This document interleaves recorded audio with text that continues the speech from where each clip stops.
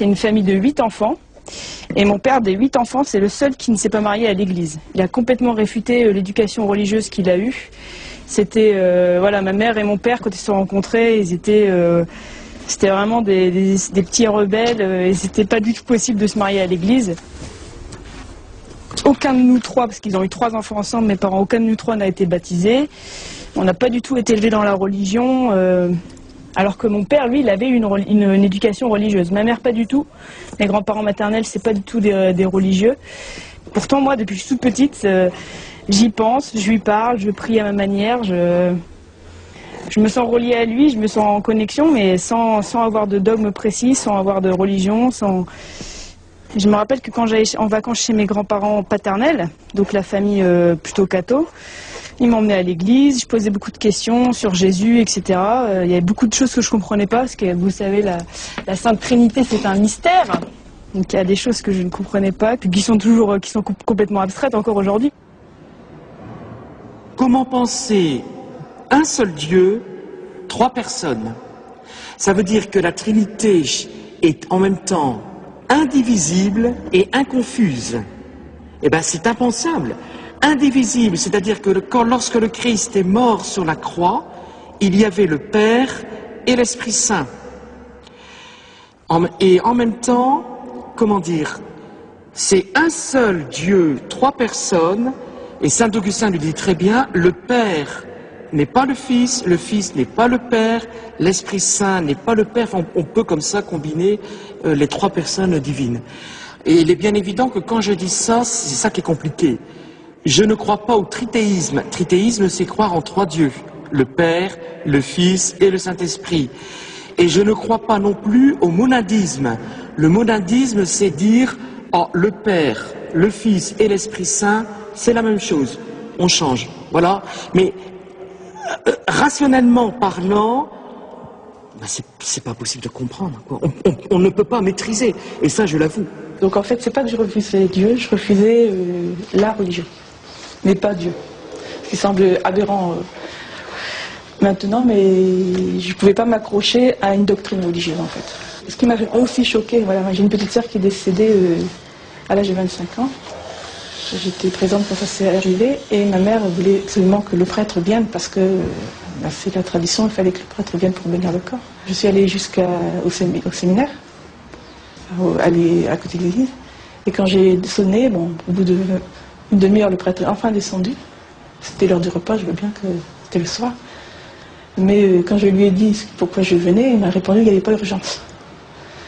C'est vrai qu'il n'allait pas faire de miracle, il était décédé. Et l'extrême onction, c'était terminé, c'était une mort brutale, donc pas de problème. Mais le problème, c'est le fait qu'il n'y avait pas urgence parce que elle était décédée. Ben, il y avait urgence peut-être pas pour ma soeur, il y avait urgence pour ma mère.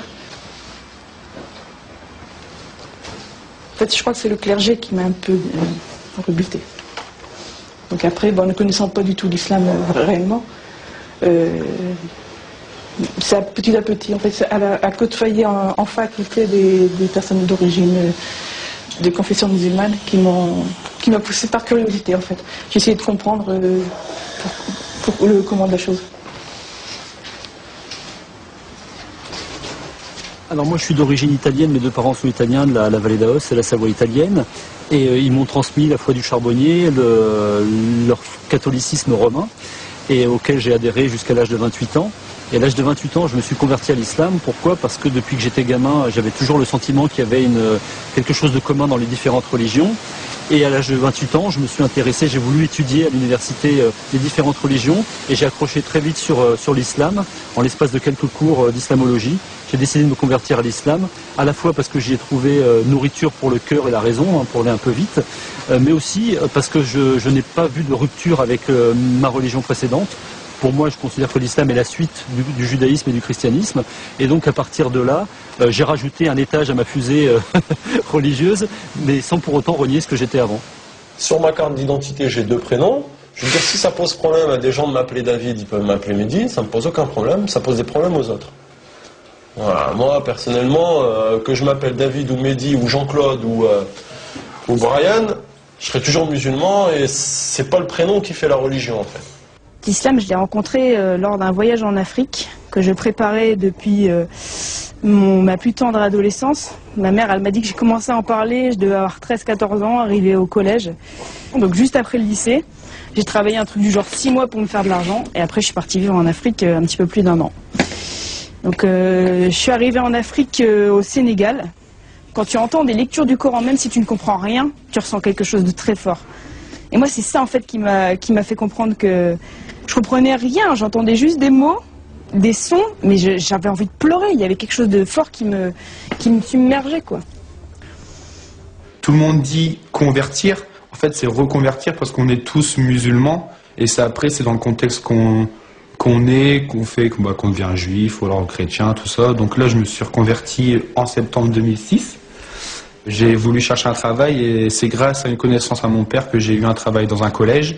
C'était surveillant et j'ai intégré ce collège-là en mars 2006. Il y a une collègue qui est arrivée en septembre qui m'a passé un livre, l'islam pour les enfants.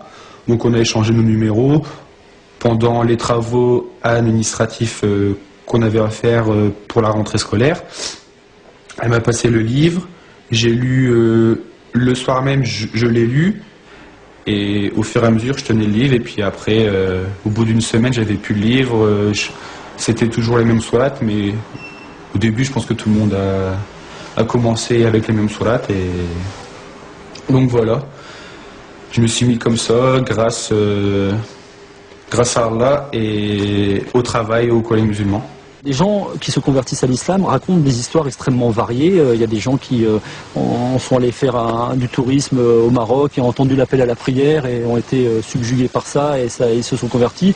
D'autres gens, ils ont étudié 10 ans avant de se convertir. D'autres étaient très contre et puis un jour... Bon, en tout cas, ce qui est sûr, c'est qu'aujourd'hui, il y a forcément beaucoup de conversions parce que à la fois, il y a le phénomène de médiatisation négative sur l'islam. C'est pas une vérité sociologique du tout, mais il se trouve que chaque fois qu'il y a un moment de cristallisation, de stigmatisation, de diabolisation de l'islam au niveau des médias, c'est suivi quasi instantanément de conversion à l'islam. C'est toujours les mêmes questions. À croire que ça pose pas un problème, mais t'as besoin. C'est certes, l'être humain, il a besoin de savoir de quelle origine on est. On a toujours besoin de connaître ses racines. On a besoin de ses racines pour vivre. C'est comme un arbre. Là, je le vois quand j'étais en stage, là. Je fais des études infirmières. Dans le personnel, souvent on te pose la question. Alors en plus, quand tu es en stage en période de Ramadan, c'est encore pire. La personne, elle me dit, tu fais Ramadan, elle n'était pas du service dans lequel j'étais, elle venait pour manger. Elle me dit, tu fais Ramadan, c'est une bien drôle d'histoire. Elle part dans le frigo, elle ouvre le frigo, elle dit, quelle bien drôle d'histoire. Je dis, l'histoire elle est drôle où? Il n'y a rien de marrant. Elle me dit oui, mais parce que la copine de ma fille fait Ramadan aussi, et puis elle est pas arabe. Je dis pourquoi? David, c'est quoi? C'est arabe, David. Le jour du Eid, appelé aussi communément fête du gâteau. Là, le Eid du Ramadan, chez eux, c'est la fête des gâteaux.